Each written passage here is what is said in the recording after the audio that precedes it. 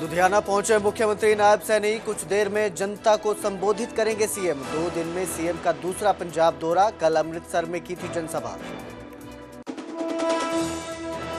दिल्ली के मंगोलपुरी में सीएम ने किया सावित्रीबाई ज्योतिबा फुले को नमन। मूर्ति का भी किया अनावरण। बोले, सावित्रीबाई ज्योतिबा फुले ने हमें सिखाया कि शिक्षा से बड़ा कोई हथियार नहीं।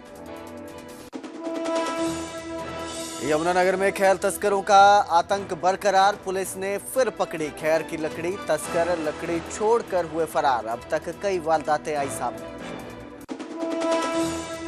पंचकुला में स्वच्छ भारत ग्रामीण मिशन के तहत करोड़ों का फर्जीवाड़ा। अतिरिक्त उपायुक्त के फर्जी साइन कर इंचार्ज ने डकार लिए 9 करोड़ से ज्यादा। पुलिस ने इंचार्ज समेत 4 आरोपियों को पकड़ा, 2 फरार।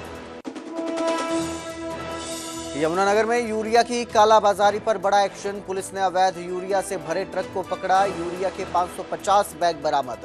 प्लाई फैक्ट्री में सप्लाई करने का शक। सोनीपत में असिस्टेंट सब इंस्पेक्टर ने की आत्महत्या। क्वार्टर में लाइसेंसी बंदूक से खुद को मारी गोली। ट्रैफिक थाने में तैनात था ASI Jasbir. T20 world cup में आज अहमदाबाद में भारत और साउथ अफ्रीका के बीच सुपर मुकाबला। शाम 7 बजे नरेंद्र मोदी स्टेडियम में शुरू होगा मैच। दोनों टीमों के लिए जीत अहम। हेडलाइंस के प्रायोजक पतंजलि गाय का घी, माँ का भरोसा, प्यार से परोसा।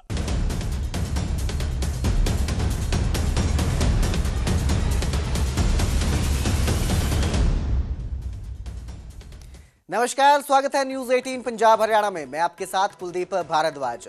हरियाणा प्राइम की शुरुआत करेंगे लुधियाना से, जहां मुख्यमंत्री नायब सिंह सैनी पहुंचे हैं। लुधियाना में मुख्यमंत्री नायब सिंह सैनी जनसभा को संबोधित करेंगे। कुछ ही देर में जनता को संबोधित करेंगे मुख्यमंत्री नायब सिंह सैनी। तो आपको बता दें कि 2 दिन में मुख्यमंत्री नायब सिंह सैनी का ये दूसरा पंजाब का दौरा है। बीते कल मुख्यमंत्री नायब सिंह सैनी अमृतसर पहुंचे थे और आज लुधियाना में मुख्यमंत्री नायब सिंह सैनी पहुंचे हैं, जहां कुछ ही देर में जनता को संबोधित करेंगे।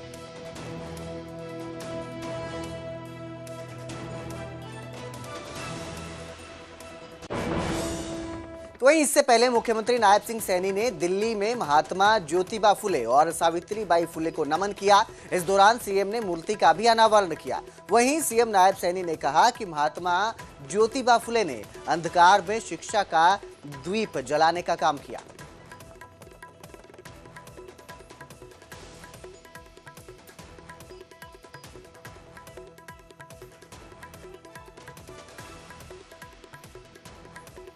आज इस अवसर के ऊपर बड़ा यह विचार कि इस अनावरण के अवसर पर यह उस चेतना को भी नमन करने का अवसर है जिसने अंधकार में शिक्षा का दीप जलाने का काम किया है। साथियों, यह विचारों के इस अनावरण के लिए यह उस चेतना को भी नमन का क्षण है जिसने अंधकार में दीप जलाने का काम किया है। ऐसे महान व्यक्तित्व महात्मा ज्योतिबा फुले, आज उनकी मूर्ति का यहां अनावरण किया गया है। साथियों, ये केवल 2 नाम नहीं है। साथियों, ये सामाजिक क्रांति के ये 2 स्तंभ हैं। मुझे खुशी है जिन्होंने बराबरी, शिक्षा और जिन्होंने सम्मान की एक मजबूत नींव रखने का काम अगर किसी ने किया है तो महात्मा ज्योतिबा फुले और माता सावित्रीबाई फुले ने किया है।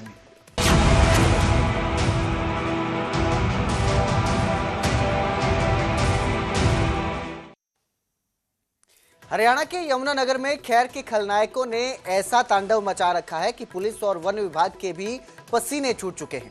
आए दिन खैर तस्करों को लेकर खबरें आती रहती हैं और ये खबरें सवाल उठाती हैं कि आखिर यमुनानगर में खैर के खलनायकों की फौज कितनी बड़ी है। ये रिपोर्ट देखिए।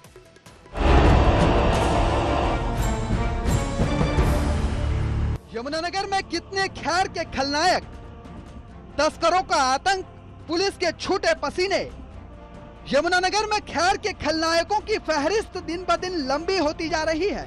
पुलिस एक खैर तस्कर को पकड़ती है तो 3 फरार हो जाते हैं। अगली दफा पुलिस एक को पकड़ने की कोशिश करती है तो वो भी पुलिस के हाथ से निकल जाता है। अब तो नौबत ये आ गई है कि खैर के एक खलनायक पुलिस को ही रौंदकर भागने की कोशिश करने लगते हैं। वन विभाग के कई कर्मचारियों को अब तक कुचलने की कोशिश हो चुकी है। पिछले हफ्ते ही वन विभाग के दरोगा को खैर तस्करों ने खैर की लकड़ी से लदे पिकअप से कुचलने की कोशिश की। दरोगा ब्रजमोहन ने तस्करी रोकने के लिए पिकअप रुकवाना चाहा तो तस्कर उनकी गाड़ी को टक्कर मारकर उन्हें कुचलने की कोशिश करते हुए वहां से भाग निकले। इसके बाद पुलिस ने 15 किलोमीटर तक उनका पीछा किया, लेकिन पुलिस के हाथ आई तो सिर्फ पिकअप, तस्कर वहां से फरार हो गए।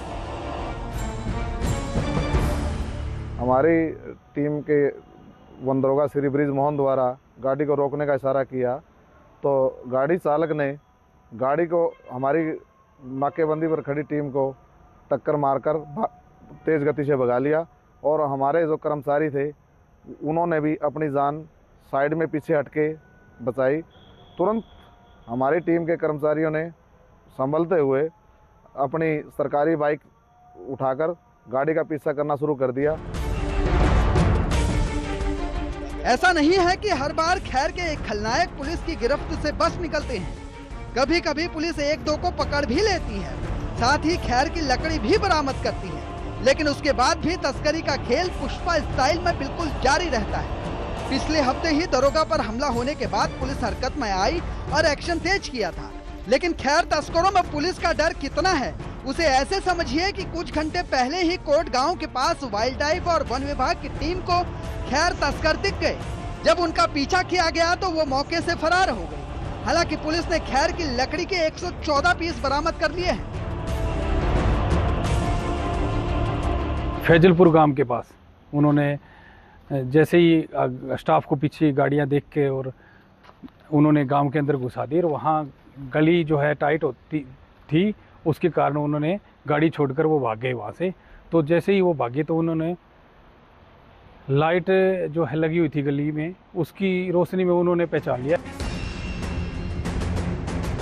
हालांकि इस मामले में विभाग ने 4 खैर माफियाओं की पहचान कर ली है, लेकिन सवाल ये है कि खैर माफियाओं की सिर्फ पहचान ही होती रहेगी या फिर उनकी गिरफ्तारी और तस्करी पर रोक के लिए भी कोई कार्रवाई की जाएगी। अब तक पुलिस और विभाग के सुस्त कार्रवाई का नतीजा ये है कि तस्करी का आतंक दिन दोगुना रात चौगुना बढ़ रहा है। पिछले हफ्ते जिस तरह पुलिस पर हमला हुआ वैसे ही कई हमले पहले भी हो चुके हैं। पिछले महीने 27 जनवरी को खैर तस्करों ने वन विभाग के कर्मचारियों पर पिकअप चढ़ाने की कोशिश की, साथ ही तेजधार हथियार से हमला भी किया। 2 महीने पहले छछरौली थाना क्षेत्र में तस्करी रोकने गई वन विभाग की टीम पर तस्करों ने हमला कर दिया था, जिसमें फॉरेस्ट गार्ड गंभीर रूप से घायल हुआ। वहीं पिछले साल अक्टूबर के महीने में खैर तस्करी के आरोपियों को पकड़ने गई पुलिस पर तस्कर और उनके परिजनों ने ईंटों से हमला कर दिया, साथ ही पुलिस पर फायरिंग भी हुई। अब जब तस्करों का नेटवर्क फैलता जा रहा है, पुलिस पर हमले बढ़ रहे हैं, तो ये सवाल उठने लाजमी हो जाते हैं कि खैर के खलनायकों पर कंट्रोल करने के लिए पुलिस की रणनीति आखिर कब बनेगी और कितनी किफायती बनेगी। यमुनानगर से Parvez Khan, bureau report, news 18 Punjab Haryana.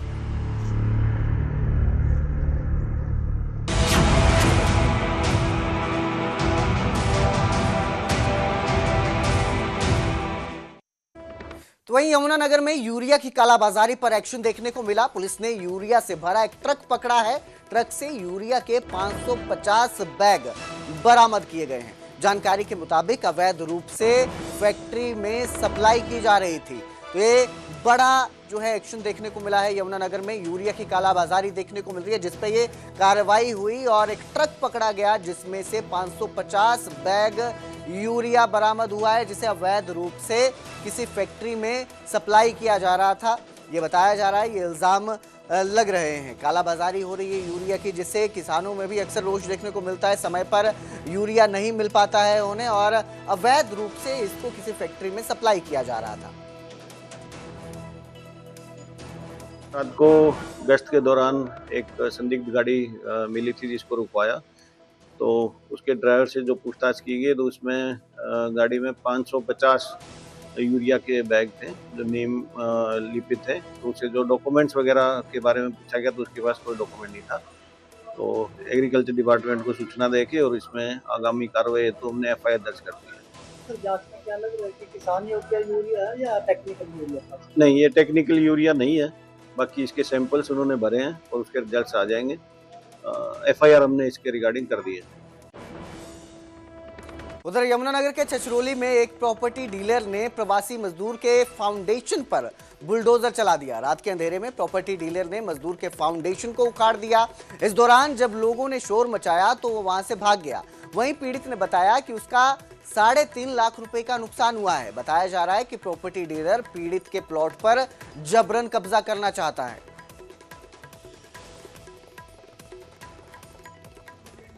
ये न्यू जी कमलदीप सिंह सरदार ने रात को JCB चलाकर और सारी न्यू हमारी बर्बाद कर दी, हमारा काफ़ी नुकसान किया। उसने हमारे को धमका रहा था कि ये प्लाट हमको वापस दे दो। एक हमारे पे झूठा मुकदमा बिलासपुर न्यायालय में डाल रखा है और वो दावा कर रहा है कि तेरे पे कोई सबूत नहीं है कि तू मेरे को पैसा दिया है, इसलिए मैं इस प्लाट पे कब्जा कर लूँगा, तेरा कुछ नहीं होगा और मेरा बहुत पहुंच है, ठीक। और दबंगी के साथ रात को JCB चलाकर और सारा हमारा बर्बाद कर दिया है। इसमें हमारा जी 3-3.5 लाख रुपए का अब तक का नुकसान है। जो माल पड़ा है हम अभी यहाँ मौके पे है, बाकी सारा लग गया है।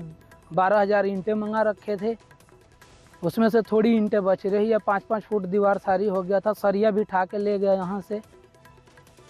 हमने पुलिस में कंप्लेन कर दिए थे, अभी पर्चा सर ने वो नहीं किए और कह रहे हैं कि उसको बुला के फिर हम पर्चा करेंगे। उधर फरीदाबाद के बल्लभगढ़ में एक दुकान में सिलेंडर ब्लास्ट हो गया, जिसके बाद मौके पर अफरा तफरी मच गई। ब्लास्ट के बाद पुलिस और फायर ब्रिगेड की टीम मौके पर पहुंची, मोर्चा संभाला।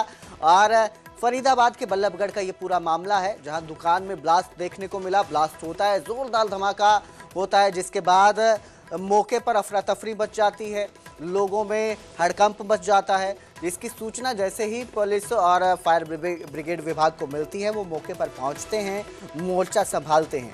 फिलहाल इस हादसे में किसी भी तरह के जानी नुकसान की खबर सामने नहीं आई है, बचाव रहा है। और फरीदाबाद के बल्लभगढ़ में ये ब्लास्ट होता है।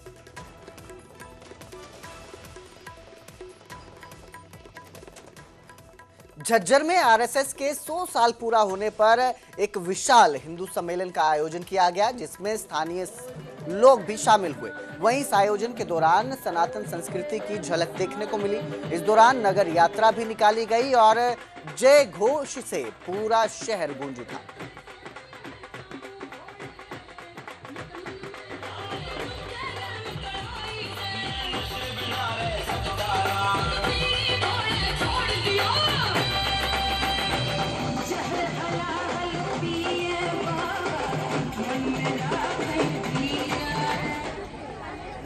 माताओं बहनों और यहाँ पर उपस्थित गोजर बिच्छू कीरा रे जहर हलाहल पिए मन में लाखे कीरा रे होली के मसाने होली के मसाने होली। जय श्री राम। विराट हिंदू सम्मेलन पूरे भारतवर्ष में किया जा रहा है, जिसमें हर जिले में, हर स्थिति में, हर गांव में इसका सम्मेलन हो रहा है। हमारे हिंदू भाई संगठित रहे, परिवार में संगठित रहे, देश में संगठित रहे, इसलिए आयोजन किया जा रहा है। जात पात से उठकर हम सभी एकत्रित रहे, संगठन में रहे, समरसता में रहे। और ये सभी हिंदू भाई कलश यात्रा का आयोजन किया गया है, जिसमें प्रसादगिरी मंदिर से राव मंगली राम पार्क में इसका समापन होगा। और उसमें संबोधन संत महात्माओं के प्रवचन होंगे, जिसमें सामाजिक समरसता, हमारे घर परिवार में आजकल जो बच्चों युवा पीढ़ियों में इसका भाव देशभक्ति के प्रति, तो इसलिए सम्मेलन किया जा रहा है। जा रहे हैं ये समाज में ऐसे ऐसे प्रोग्राम, ऐसे ऐसे आयोजन होते रहें, क्योंकि समाज में इससे कुरीतियाँ खत्म होती हैं।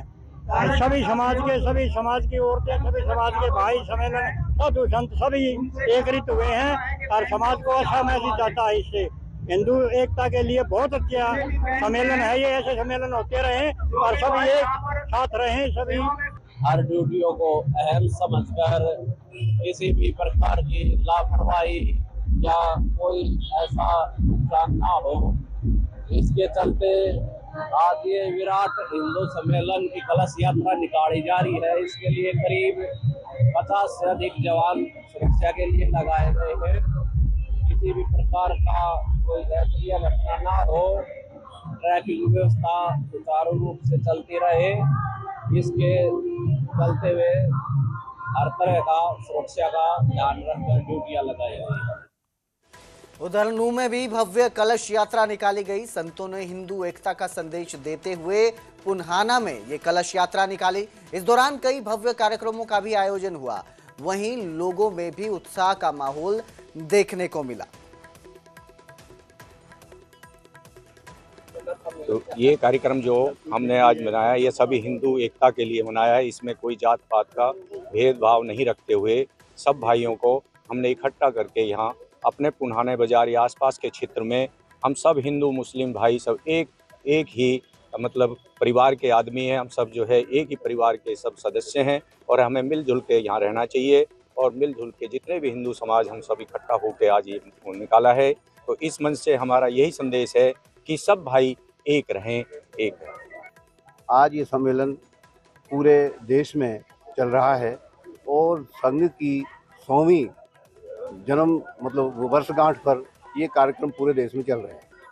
ये जो हिंदू सम्मेलन है, इनका मतलब ये नहीं कोई जातिवाद में बांटना। हिंदू जगेगा, ये देश जगेगा, राष्ट्र जगेगा, राष्ट्र का निर्माण होगा। अगर राष्ट्र का सही निर्माण करना है तो हम सबको एक होना पड़ेगा। देखिए, आज पुन्हाना में आकर के और यहाँ के समाज का जो उत्साह देखा है, तो कभी कभी जो हम कहते हैं कि समाज अपनी संस्कृति को भूलता जा रहा है, ऐसा दृश्य नहीं दिखाई दिया। जो जोश और जो लोगों में उत्साह यहाँ देखने को मिला है हिंदुत्व के प्रति, अपनी संस्कृति के प्रति, भारत के विचार के प्रति, वो वास्तव में ही शब्दों में नहीं बांधा जा सकता। बहुत उत्साह के साथ लोगों ने बढ़ चढ़ करके भाग लिया और आज इस कार्यक्रम में आकर के और मातृशक्ति विशेषकर जो माताएं, बहनें, बच्चे, उन्होंने जो उत्साह दिखाया वो काबिले तारीफ है। कुरुक्षेत्र के पिहोवा में एक सड़क अचानक से धंस गई, जिसके चलते सामान से भरा ट्रक पलट गया। इस दौरान ड्राइवर की जान बाल बाल बची। वहीं ट्रक पलटने से मालिक को भी भारी नुकसान उठाना पड़ा। बताया जा रहा है कि अचानक ड्रेन के किनारे बनी सड़क 5 फुट तक धंस गई, जिसके चलते ये जो ट्रक है उसमें पलट जाता है। सड़क की कमी की वजह से हमारे इतना नुकसान हुआ है। गाड़ी का कम से कम लाख रुपए का नुकसान है ये गाड़ी का। तो कमी किसी की बात पे ये जो हुआ छड़ी में पूरा नीचे खड्डा था, बस बीच में एकदम नीचे बैठ गई जी। पानी का बहाव के नीचे से गया हुआ है, उसकी वजह से ये हादसा हुआ है। बिल्कुल रोड साफ था, प्लेन था ना, पिछले खड्डे पे जाकर भी रोड साफ था, तो यहाँ को निकल जाएगा घोड़ा, बस ये दम गया जी घोड़ा। तो कोई नुकसान तो नहीं हुआ जी? नुकसान तो ये है जी, गाड़ी का नुकसान है, अपना साफ हो गया जी। तो कोई और साधन सुधन को टकराव तो नहीं हुआ? नहीं है जी,